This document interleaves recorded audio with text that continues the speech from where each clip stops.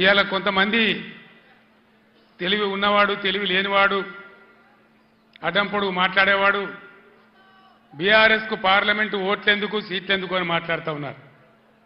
ఇప్పుడే కావాలి బీఆర్ఎస్ కు పార్లమెంట్లో ఓట్లు సీట్లు ఎందుకు? ఆనాడు నన్ను మీరు ఆశీర్వదించకపోతే, నేను వెళ్ళి కరీంనగర్ ఎంపీ గెలవకపోతే, పార్లమెంట్లో నేను తెలంగాణ బిడ్డగా గర్జించకపోతే మనకు తెలంగాణ రాష్ట్రం ఎక్కడి నుంచి వచ్చేది?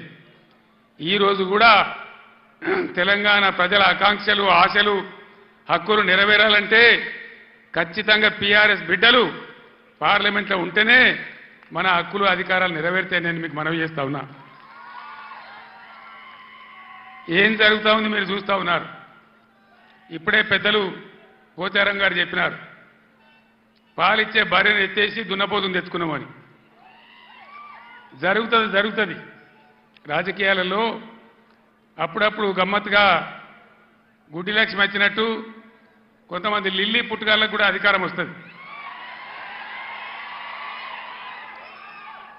వాళ్ళని ఎందుకంటారు లిల్లీ పుట్టని? ప్రజల అధికారం ఎందుకు ఇస్తారు?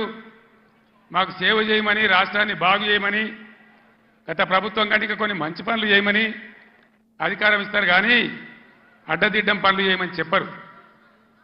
ఇలా ఏం జరుగుతూ ఉంది ఈ రాష్ట్రంలో?